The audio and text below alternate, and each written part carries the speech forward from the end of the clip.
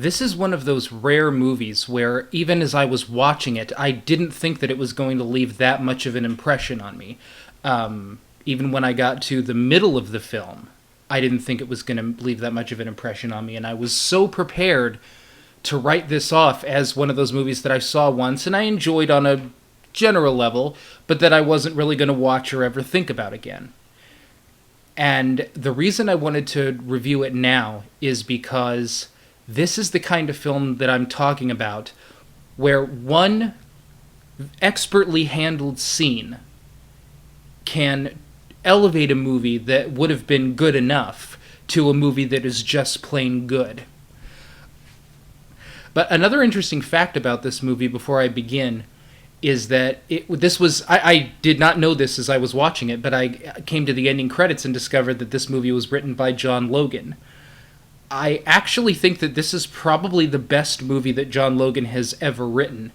And as you are all probably aware, I did not care for The Last Samurai, and the amount of information that is out there about what didn't work in Star Trek Nemesis, it's been out there for a long time.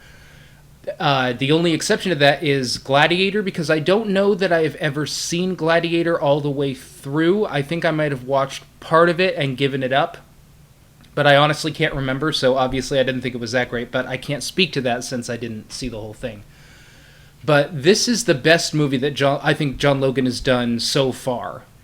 Aside from other projects that he wrote with other people, like Any Given Sunday, which was pretty good. But this is the first time that I have seen him take a lot of really good core concepts and put them into a pretty good screenplay, and then towards the end of the film, a really good screenplay. Like this whole...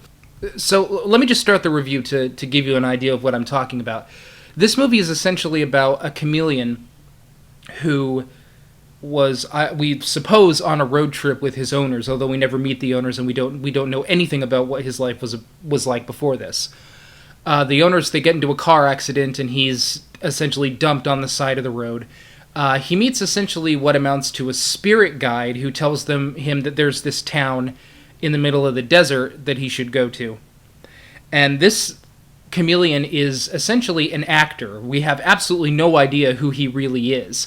And the movie begins with him essentially describing to himself that because he's an actor, he can be anybody, anywhere. He could be a pirate, he could be a Italian lover. The sky's the limit. He can be anything he wants to be.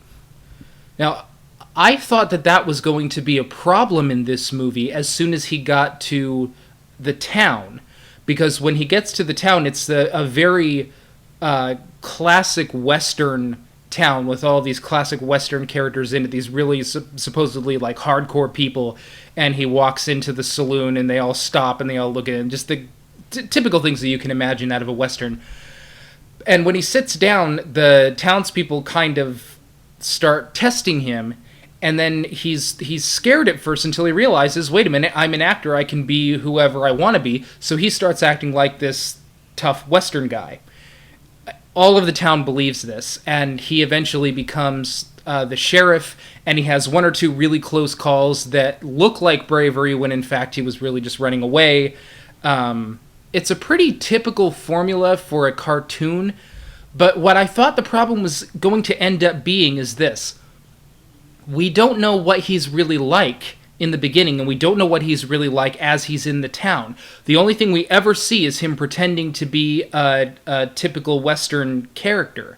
My concern with that was, based on the formula of how this is all playing out, obviously there is going to come a time where all of the air is going to be let out of the balloon, and somehow these people are going to figure out that he isn't this Western character that he portrays himself to be, and he didn't do all of these things that he said he did. I was under the impression that was going to come about through an accident on his part, or something that he accidentally said, or something that somebody accidentally oversaw him do or overheard him do.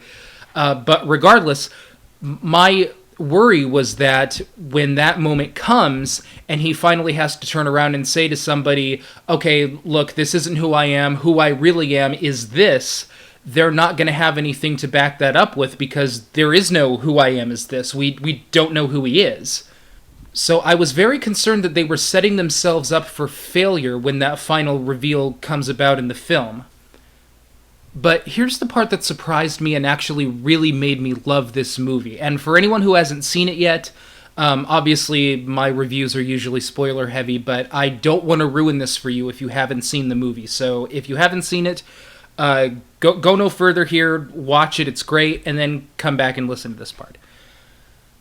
The moment comes where the jig is up and everybody learns that he's not who he says he is.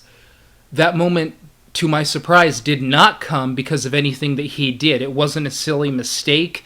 It wasn't him not being careful enough and somebody overheard something. The scene where Rattlesnake Jake makes his first appearance, who is the villain Rattlesnake character who comes into town after he destroyed the Hawk and he has nothing to fear anymore.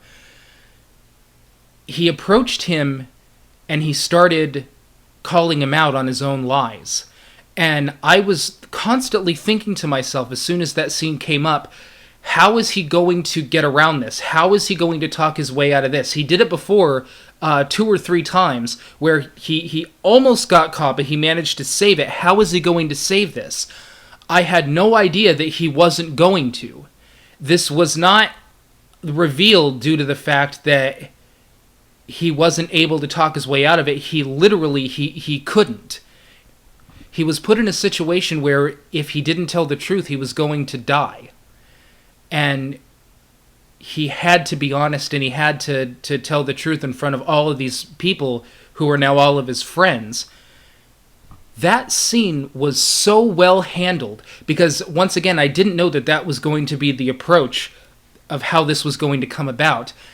And it was, I would say, dark, but it's not even that. It was so somber and serious in a movie that had been 90% fun and lighthearted. It really snuck up on you, and it jarred me because not only was it such a well-handled scene and done with great voice acting on the part of both the person who did Rattlesnake Jake and Johnny Depp who did Rango, but it was such an honest moment, and it was sad honest. It was him being honest with himself and being honest with the people around him.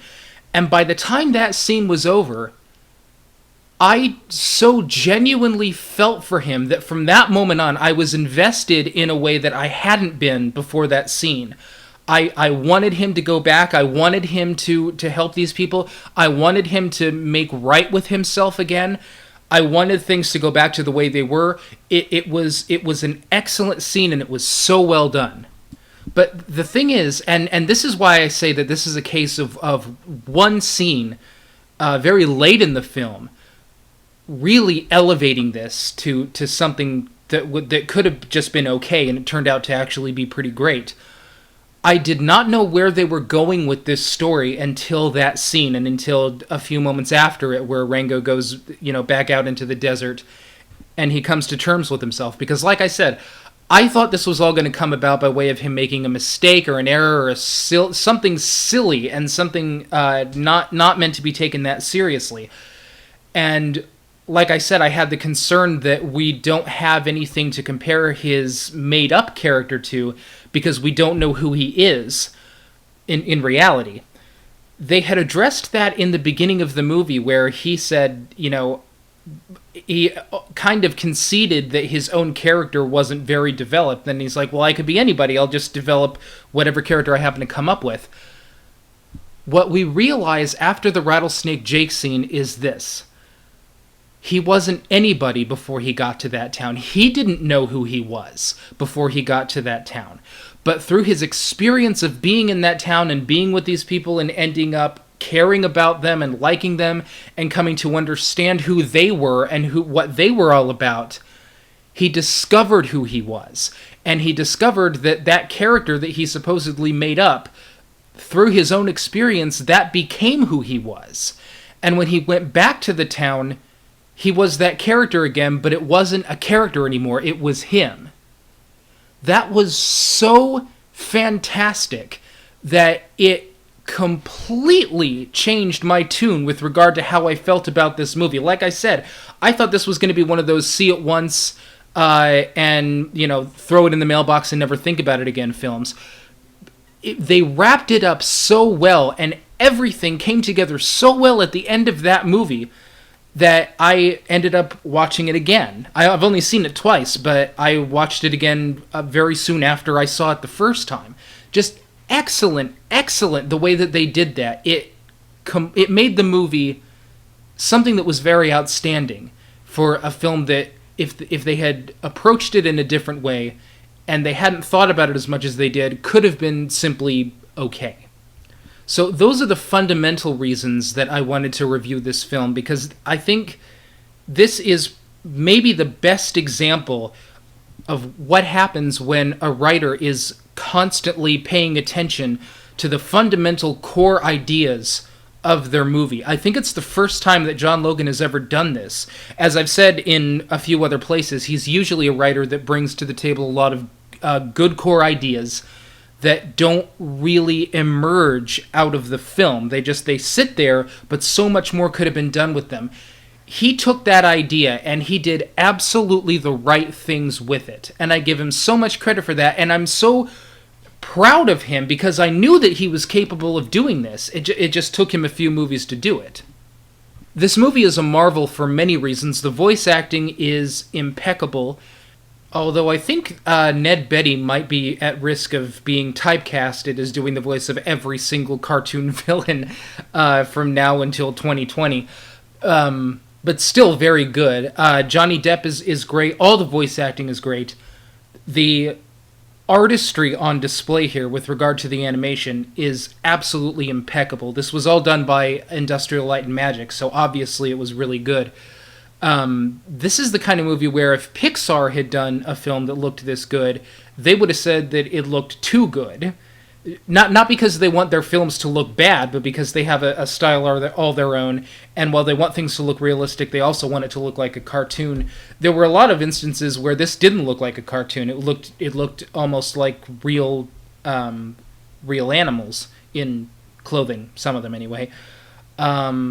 It works as a Western, it works as a good children's film, it works on every single level that I think they were shooting for. Every single target they had here, they hit with a great deal of precision.